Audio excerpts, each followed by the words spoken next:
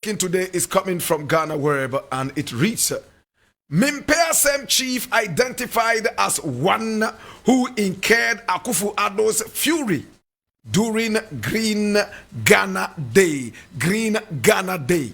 Okay, I read, on Friday, June 9, 2023, President Nana Addo Dankwa Akufo-Addo was captured flying into a rage at a public ceremony.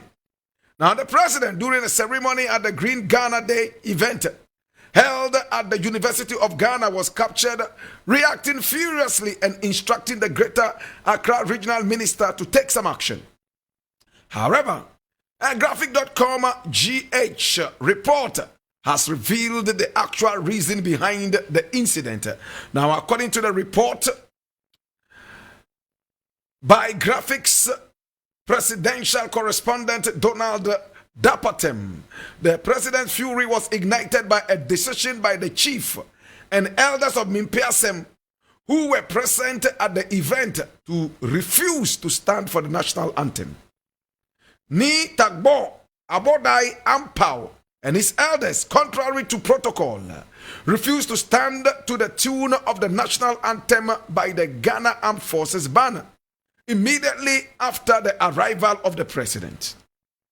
That was after the MC for the event, Kafui Day, had announced that the gathering stood for the anthem. Inaudible for the most part of his rage, President Akufo-Addo is heard telling the regional minister to go and tell him, stand up.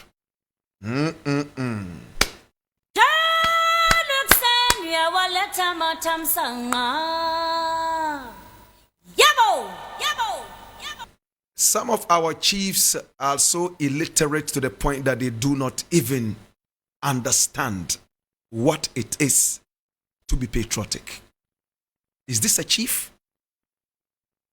And his elders who followed him to do this nauseating act. You'll be shocked that some hoodlums will be supporting this dastardly act. My brother, this is a nation that was given to us by both traditionalists and otherwise. A nation where people laid down their lives, they were slaughtered like goats and sheep in order to build this nation. Do we know the history of our land at all? Do we know the history of the peoples of this country? Do we know what it means to say we are independent? Do we understand what it means to say the national anthem? This chief must be distilled immediately. This chief is full of disrespect. He does not understand his role as a chief. This chief is a disgrace to this nation. My brother, my sister, despite Akufo-Addo's corrupt activities and arrogant act, despite how weak and how sickly any member of the government could be when the national anthem is started, you should feel it without even an MC telling you to stand up. That you must stand, not necessarily for the words or the lyrics of the national anthem, but for the ancestors who laid down their lives. The blood that was shed and captured in our national flag. We should thank God for the glory, the green that he gave to us. The yellow, standing for the mineral resources of this nation, and the black that resonates with the melanin of our skin. It's a shame. Mimpeasem chief and your elders, shame on you today, shame on you tomorrow, shame on you the day after tomorrow. You are not supposed to be called a chief. You are a disgrace to chieftaincy.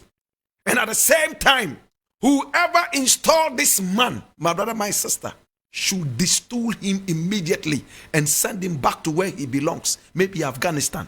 When he hears the national anthem of Afghanistan, it might click something in him so that he can rise. It's a shame. In the days of Kwame Nkrumah, this man here will be deported to a land that nobody wants to hear about. I am so disappointed and so disgraced. The chiefs have become demi-godly. They do not want to stand up for anything. Everybody must worship them. Chieftaincy in Ghana is nothing but selling land to multiple people and going for funerals and marrying many wives. That is all it means to say chieftaincy in Ghana. Asante is trying to bring some decency into chieftaincy and the chiefdom. My brother, my sister, how can a chief refuse to stand for the national anthem? Are you nuts?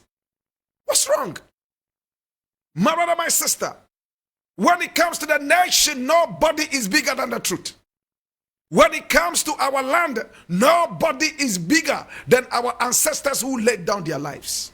In fact, Salfudagati stood between the president and a barrage of bullets. He took everything in his young body and went down the drain, leaving 2 wives and a number of children behind. He was protecting the integrity of this nation. So many other people laid down their lives for this wonderful nation. We will not sit down for a toothless jack to disrespect the nation. My brother, my sister, to Mimpiasem chief, whoever installed him there, it is time to do the needful, distool him.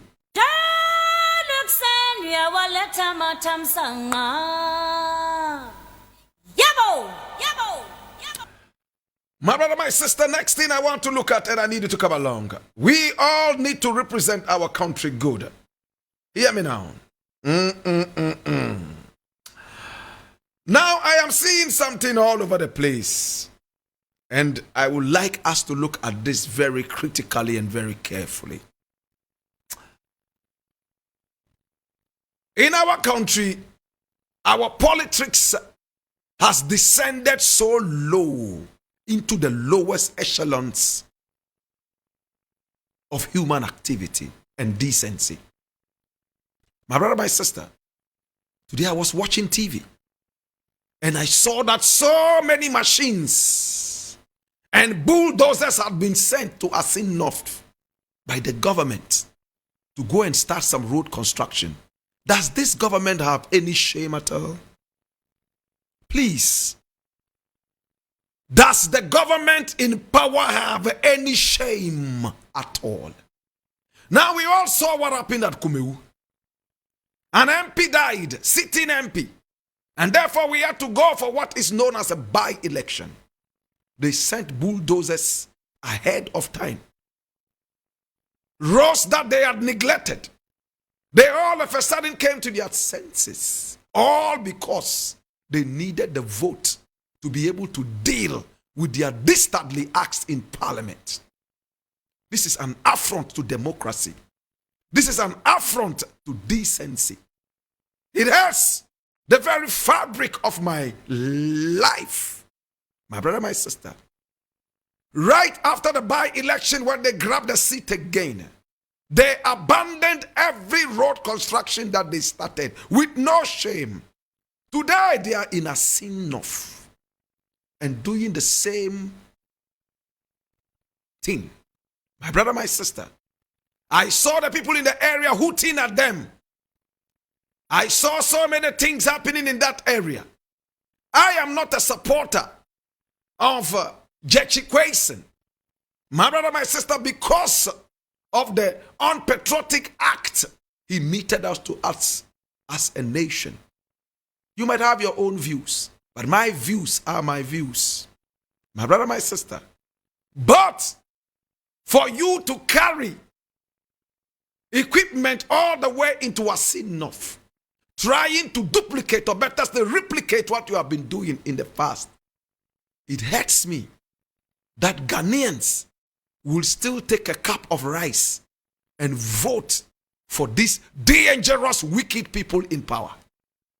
Ghanaians will still take 20 cedis and 50 cedis and sell their birthright to these dangerous people in power.